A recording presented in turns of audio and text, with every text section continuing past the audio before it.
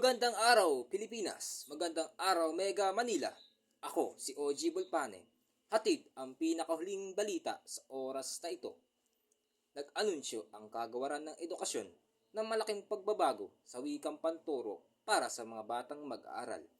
Sa ilalim ng DepEd Order No. 20, inaatasan ang mga paaralan na gumamit ng Ingles at Pilipino sa pagtuturo sa mga mag-aaral mula kindergarten hanggang grade 3. Naaayon ang pagbabagong ito sa Republic Act 12027 na opisyal na nagtatapos ng mandatoryong paggamit ng mother tongue sa Key Stage 1. Ayon kay Education Secretary Sani Angara, English at Filipino ang magsisilbing pangunahing medium ng pagtuturo, habang gagamitin naman ang Filipino Sign Language para sa mga bingi at hard of hearing learners.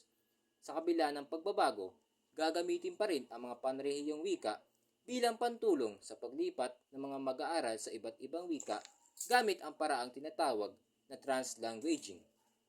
Nilalayon ang akbang na ito na pausayin ang literacy at comprehension habang tinitiyak ang inclusivity at mas maayos na pag-unlad ng wika para sa lahat ng uri ng mag-aaral. At yan ang balita sa oras na ito.